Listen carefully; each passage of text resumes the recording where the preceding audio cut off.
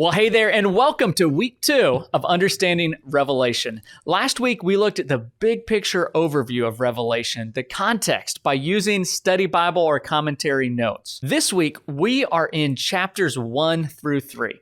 And here's the study plan I'm going to be doing, and I invite you to join me in it as well. I'm going to be looking at 3 main categories of questions as I read this. The first is looking for meaning, particularly what is the meaning of revelation? We know that's the title of the book, and we're going to see early on that this is the revelation. But what is being revealed? Who is revealing it? How are they revealing it? Why are they revealing it? All of that kind of information. What is being revealed in the book of Revelation? And as I see clues within the text about that, I'm going to highlight them in yellow.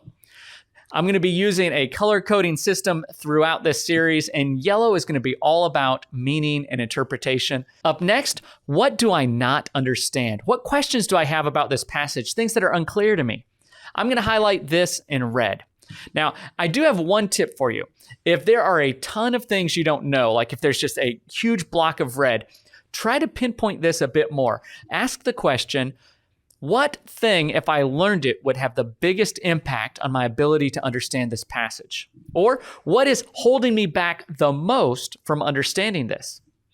And then focus on highlighting that in red, because that's going to be the biggest bang for your buck in studying more in depth and answering questions. So things you don't understand, I'm going to highlight them in red. Last, cross references. Where do we see references to other scriptures? This is going to be green for me. And so whenever I see cross references, I'm going to mark them green. One tip, this is the introduction, the beginning first few chapters of Revelation. And we know from our overview introduction that it's a letter. So I'm going to be looking, are there any cross references to other letters, like Paul's letters? Also, anything in the Old Testament or New Testament that cross references. And as I see those, I'm going to pull them up, look at them, and mark them in green.